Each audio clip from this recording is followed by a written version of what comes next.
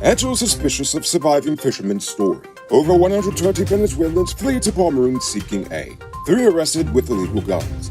And what to do about traffic deaths.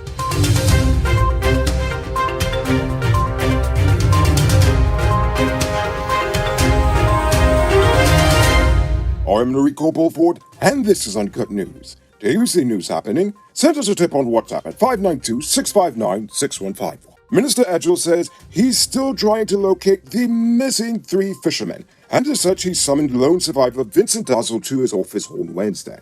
But now he says he is suspicious of the man's story following an interview from Gordon Mosley in which Dazzle described the discussion as an interrogation. Dazzle also stated in the interview that some of the fishermen's relatives suspect that he actually murdered the men, and for 3 days, Dazzle was reportedly in police custody while they investigated the family's claims. He even stated that he's been getting death threats throughout this whole time. Nevertheless, he hopes the authorities can find the boat and bring some sense of closure to the matter. This morning, disgruntled rice farmers in Blackbush Polder Berbice continued their protests into a 4th day. Though they have already spoken to the rice millers, they could not reach an amicable solution. In fact, the prices moved from $65,000 to $60,000 per ton of rice, a decision which has aggravated the farmers further as they previously received $70,000.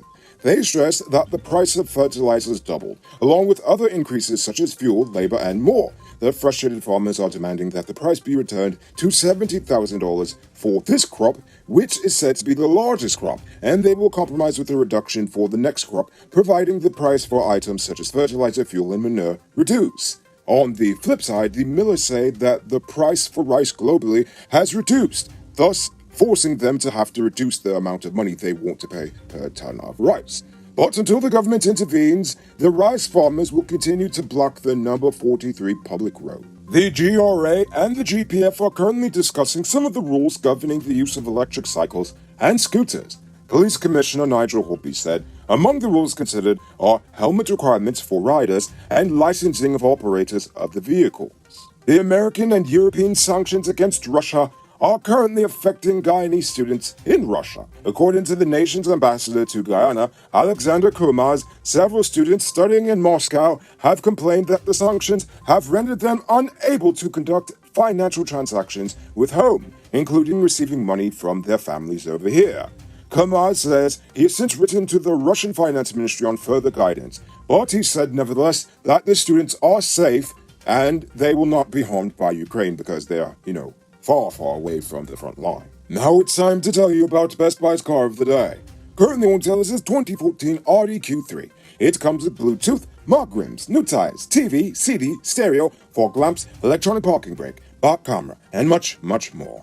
Buy cash for $5.6 million, or pay down as low as $1,120,000 down with around $108,000 monthly for 5 years, and it's yours. Call or WhatsApp 662-0844 for more info, or visit the showrooms at Lot 171 Pittero Street, Queenstown, or Lot 2 Lamar Street, and tell America sent you for this sweet, sweet deal. This morning, our president responded to the recent arrival of over 120 Warao people from Venezuela who turned up in Cabacaburi, an indigenous village in the Upper Pomeroon River, Region 2. They were in desperate need of food, clothing, and medical care, according to the village's Tushao, Monty Simon. The Spanish-speaking indigenous group, which even included children, reportedly paddled their way to the village from Venezuela and have since been relocated to a migrant camp in Region 1 by members of the Joint Services. The United Nations Refugee Agency representative for Guyana, Philippa Candler, revealed in November of last year that about 24,500 Venezuelans have fled to Guyana. Many of them are of indigenous descent and are in desperate need of humanitarian aid. Police in London are currently investigating the death of 69-year-old Ronald Gregory. Yesterday afternoon, a passerby discovered his body on the eastern bank of the Demerol River near the Courts Furniture Outlet in Linden. Police said that he was last seen alive by his niece when he reportedly left home for the NIS Linden branch that morning. There were no visible marks of violence on the man's body. 3 men were arrested last evening in Festival City, Georgetown, after police uncovered 2 illegal guns and ammunition. One of the men tried to escape, but was pursued and apprehended by the police. The Guyana Police Force said they found on the men a 9mm Glock and a .30 caliber pistol. Both men are currently in police custody awaiting charges. Who said luxury can't be affordable? Move into your own home in 2022. Lenore Estates, West Coast MRI properties are within your reach. Move out of the landlord's place and put that rent money towards your own 5,000 square foot property. Call or WhatsApp 592-618-5702 for more info. It's now time for today's Rona Report. Today, the nation recorded 17 new cases. There are now 1,224 persons dead, 5 in the ICU, and 182 in home isolation. And the total number of confirmed cases around the nation now stands at 63,107. So please, people, wash your hands frequently. Avoid touching your nose and mouth and mask up before you leave the house. When you do leave home, try to avoid enclosed spaces and large crowds. And remember to give 6 meters space between you and other. Now for today's oil update. According to Exxon Guyana's Vice President and Business Service Manager, Philip Ritema, the company and the EPA are expected to soon finalize an agreement for US $2 billion in affiliate company guarantees. These guarantees are expected to act as insurance for Guyana in the event of a major accident, such as an oil spill occurring at the starboard block. He also told the media that the company has the capabilities to address an oil spill if it happens, so you don't have to worry about them defaulting. But wait, there's more. Exxon also announced that it will be compensating fishermen who were negatively impacted by their offshore operations thus far. However, that is only if, and that is only a if, they can prove that it is actually Exxon's fault. They have even set up a complaint hotline and email address for anyone willing to complain. It should be noted that even Exxon's environmental impact assessment suggested that operations would affect sea turtles and fish in the area, but some experts have warned that the assessment only tells part of the story. You can multiply your cash by selling Digicel Top-Up. This is a legit way you can earn some extra money at your business or to supplement your current hustle. Become a top-up vendor quick and easy by linking with Cellular Plus. Call them on telephone number 685-3109 for more info. You know what I think is stupid? When politicians just talk about things instead of just doing something about it, especially when they're the ones who have the power to do something about it. Following the recent increase in road fatalities, Minister Ben started calling for renewed interventions, such as increasing fines and heightened enforcement of existing traffic safety laws. He pointed out that speeding, drunk driving, and careless driving have been identified as the main causes of the recent accidents. But I'm sure if you check the stats, those are probably the top 3 causes of all accidents in Guyana. Period. At this point, I'm tired of politicians saying that they will enforce the traffic laws.